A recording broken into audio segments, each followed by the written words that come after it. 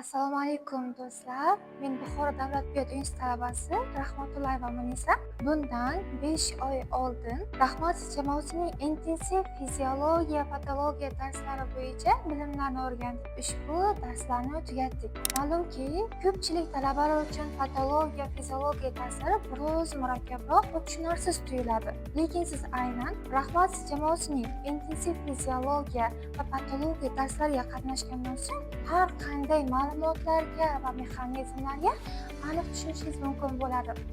Rahmat jamoasining darslaridagi ma'lumotlar chet el adabiyotlarida olingan bo'ladi. Ustozlarimizning bir fikri bor: men bilimli bo'lgan bilan agar odobing bo'lmasa, bu biliming hech qayerga yaramaydi deganlaridek, siz Rahmat jamoasida bilim olish bilan birga odobni, intizomni ham o'rganishingiz mumkin bo'ladi va bu esa aynan kelajakdagi hayotingizga ancha oz qadar. Rahmat jamoasining intensiv fiziologiya va patologiya darslarini tugatganimizdan so'ng shu kabi sertifikatlarni va esdalik sovg'alarga ham ega bo'lishingiz mumkin bo'ladi. Do'stlar, sizlarga ham barchaga bergan maslahatimizdek, Rahmat jamoasining fiziologiya va patologiya darslarini taklif qilamiz.